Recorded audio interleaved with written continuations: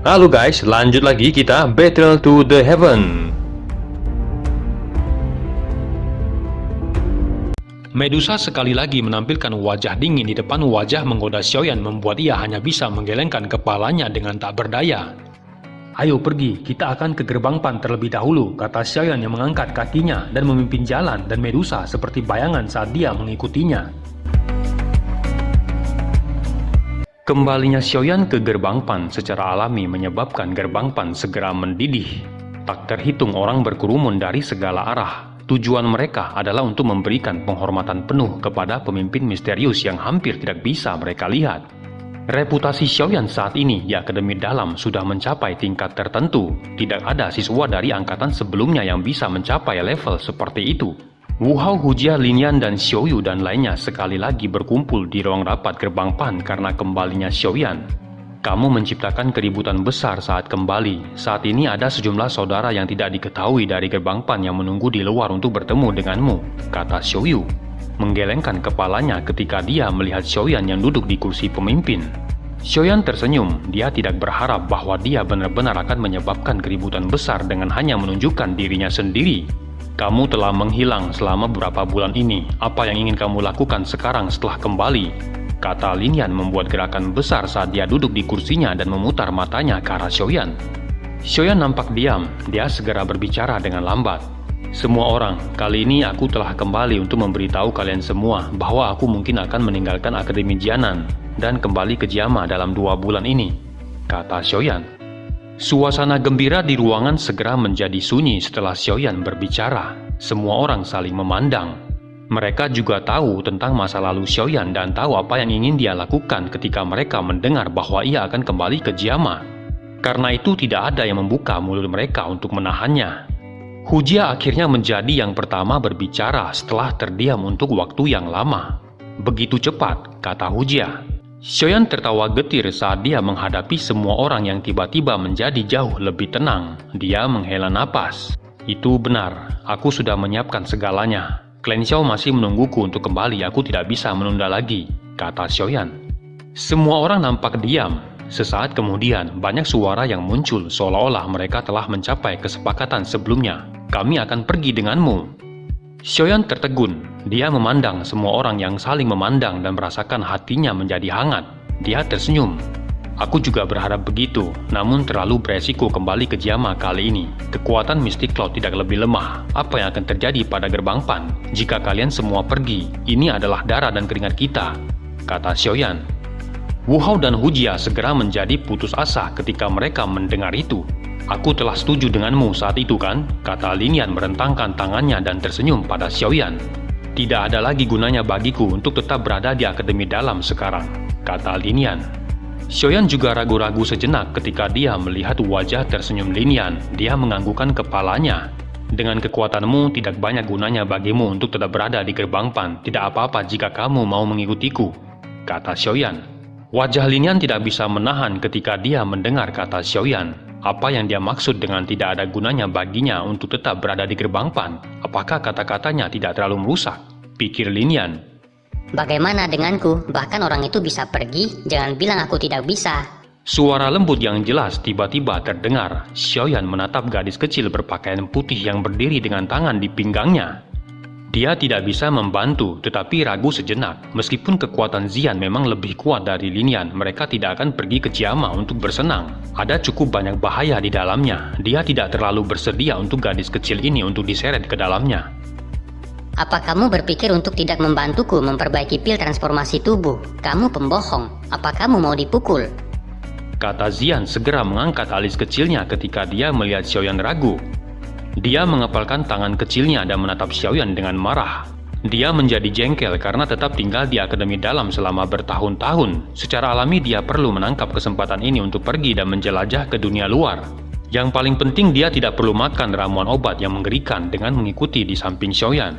Xiaoyan merasa tidak bisa tertawa atau menangis ketika dihadapkan dengan tatapan marah Xian yang lucu. Dia merenung sejenak sebelum menganggukkan kepalanya. Tidak apa-apa jika kamu mengikutiku, namun kamu harus setuju bahwa kamu akan mendengarkan semua yang aku katakan. Kalau tidak, aku akan mengirimmu kembali, kata Xiaoyan.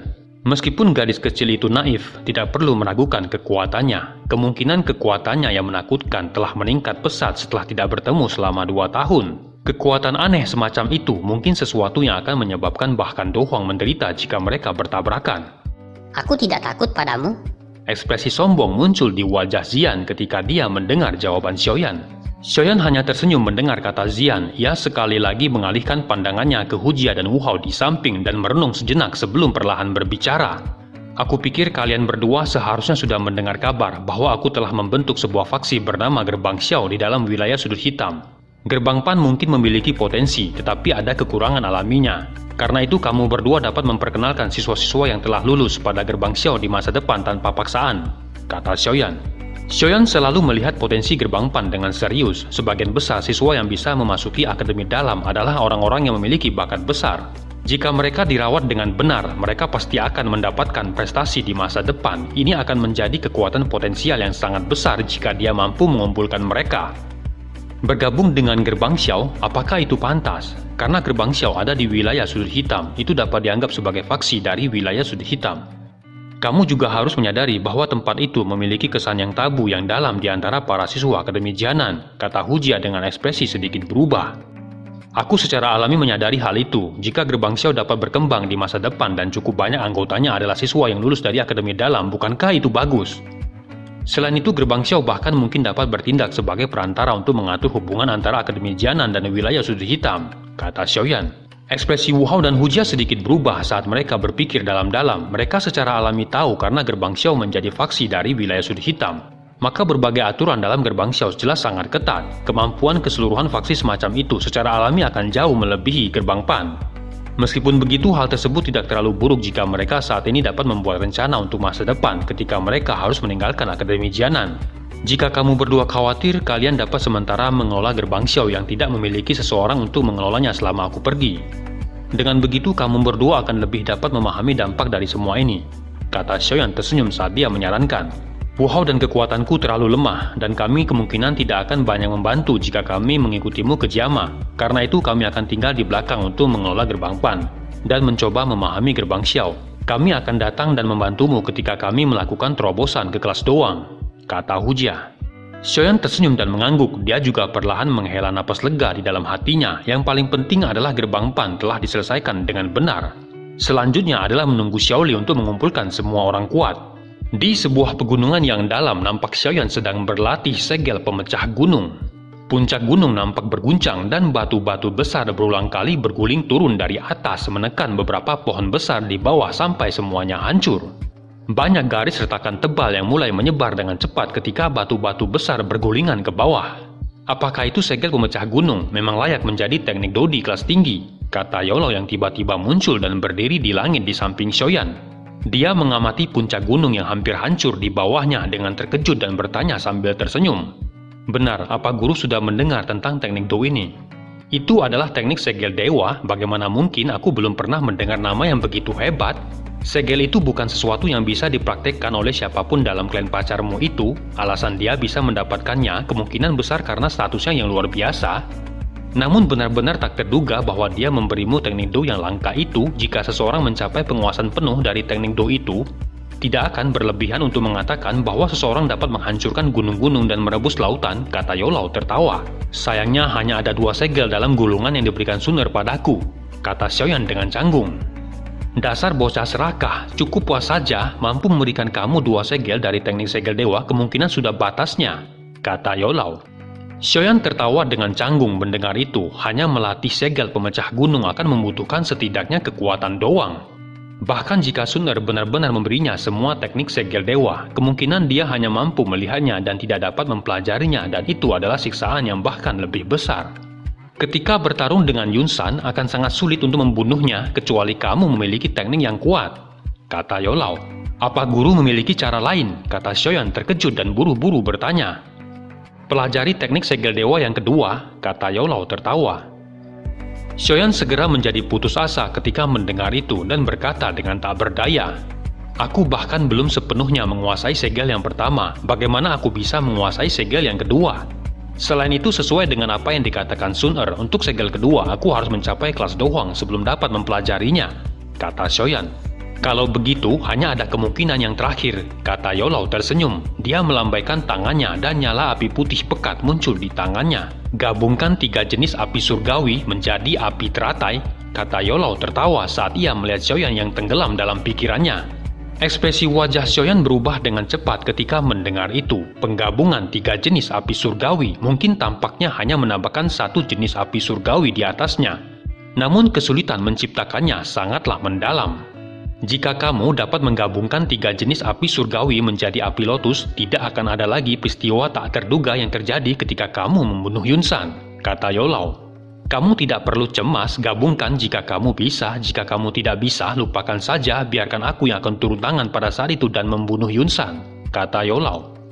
Setelah ia memiliki tujuan, Xiaoyan mulai mencoba dan menggabungkan ketiga jenis api surgawi, namun seperti yang dia duga, memang sangat sulit untuk menggabungkannya. Dia mencoba beberapa percobaan selama beberapa waktu, tetapi semuanya berakhir dengan kegagalan. Selain itu, ia bahkan menerima beberapa luka selama ledakan hebat yang diciptakan ketika api surgawi bertabrakan satu sama lain. Yolau juga tidak berdaya menghadapi upaya berulang Xiaoyan yang gagal. Namun setelah 1 bulan percobaan berulang seperti itu tanpa istirahat, tampaknya ada beberapa kemajuan dengan penggabungan ketiga jenis api surgawi itu. Pada saat yang sama, Xiaoyan menerima pesan dari Xiaoli. Semuanya beres, kita bisa pergi kapan saja. Kata-kata dalam catatan itu yang dibawa oleh seekor burung yang hanya memiliki 1 kalimat itu menyebabkan Xiaoyan terdiam sesaat. Dia telah menunggu selama waktu 3 tahun. Di paviliun Gerbang Pan nampak sejumlah orang telah berkumpul. Apa kamu memutuskan untuk pergi hari ini? Kata Suqian menatap Xiaoyan di depannya. Kakak kedua telah memberesi segalanya, sudah saatnya aku pergi, kata Xiaoyan mengangguk, pandangannya perlahan-lahan menyapu ke sekelilingnya. Alasanku memanggil semua orang di sini adalah karena aku tidak berharap berita kepergianku menyebar di Akademi Dalam dan menyebabkan semua orang di Gerbang Pan menjadi tertekan, kata Xiaoyan. Wu Hao, Hujia dan lainnya mengangguk pelan. Kepergian Xiaoyan juga menyebabkan mereka merasa agak tertekan. Panatua pertama, terima kasih atas bantuannya selama ini, aku tidak akan melupakannya, kata Xiaoyan sambil membungkuk memberi hormat pada Suqian. Suqian tersenyum dan mengangguk. Kamu harus berhati-hati dalam perjalanan ini. Aku akan mengirim seseorang untuk mengurus Gerbang Xiao. Kamu pasti masih dapat melihat Gerbang Xiao yang utuh saat berikutnya kamu kembali, kata Suqian. Xiaoyan mengangguk mendengar itu. Semuanya, aku tidak akan melupakan kebersamaan kita selama 3 tahun ini. Selama aku masih hidup, siapapun bisa datang dan mencariku di Kekaisaran Jama jika kalian membutuhkan bantuan di masa depan. Kata-kata Xiaoyan yang membawa sedikit watak dari wilayah sudut hitam menyebabkan semua orang senang. Suasana tertekan karena perpisahan juga menjadi sedikit lebih santai. Xiaoyan, kita akan pergi ke Jama untuk mencarimu setelah Hujia dan aku berhasil menerobos kelas doang. Kami akan datang dan membantumu pada saat itu, kata Wu Hao tersenyum. Aku akan minum dengan kalian semua sampai kita mabuk untuk meminta maaf karena harus pergi terburu-buru hari ini, kata Xiaoyan tertawa keras. Sudah bisakah kita pergi?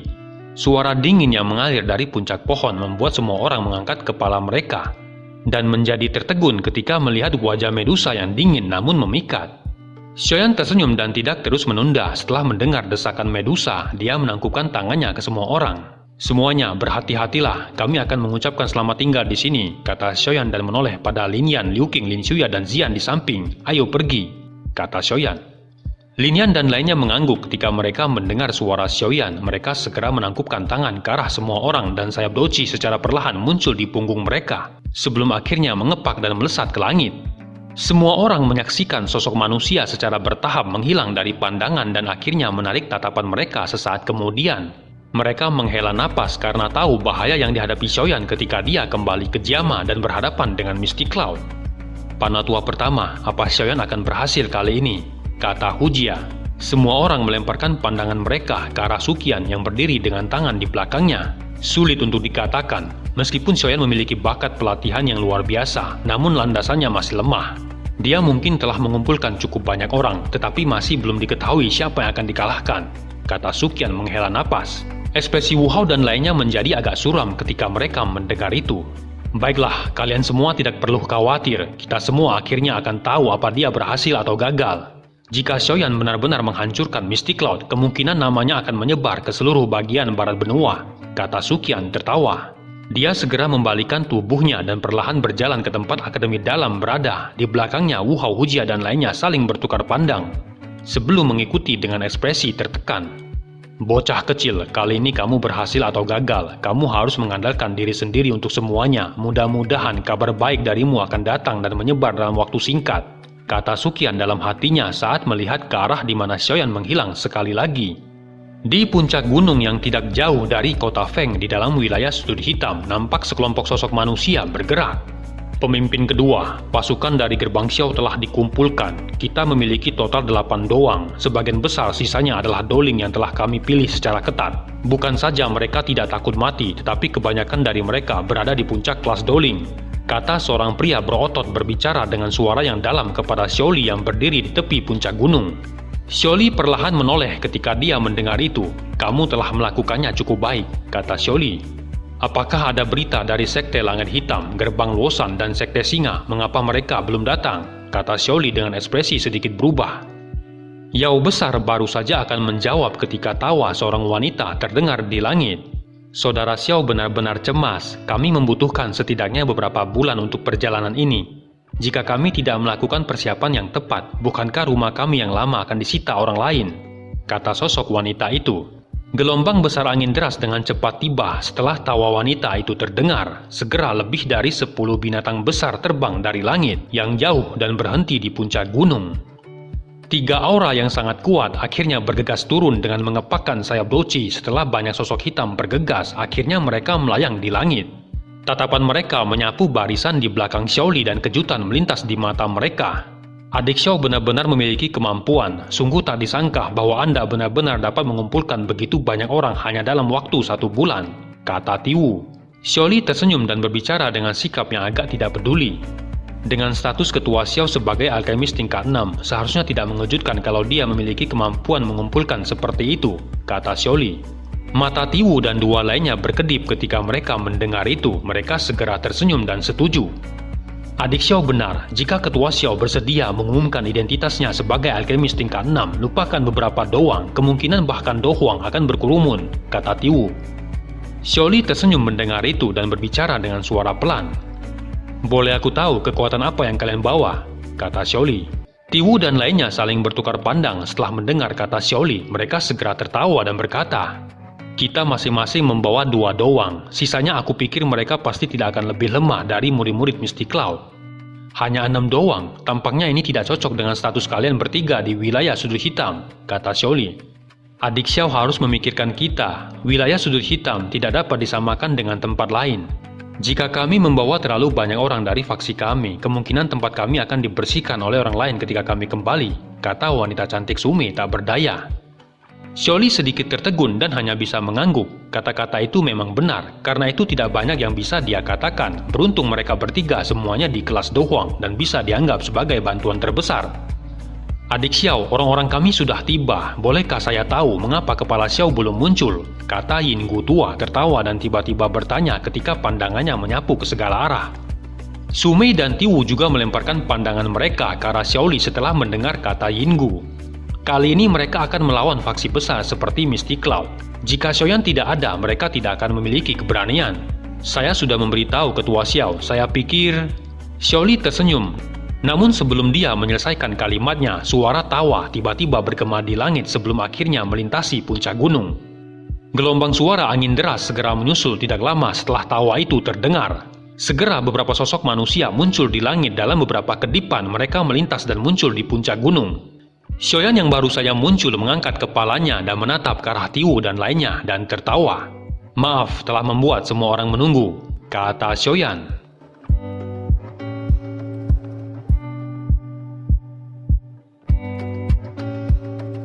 Cerita pun selesai, nantikan spoiler selanjutnya guys. Buat yang belum subrek, dibantu subrek yo guys, biar jalan terus spoilernya.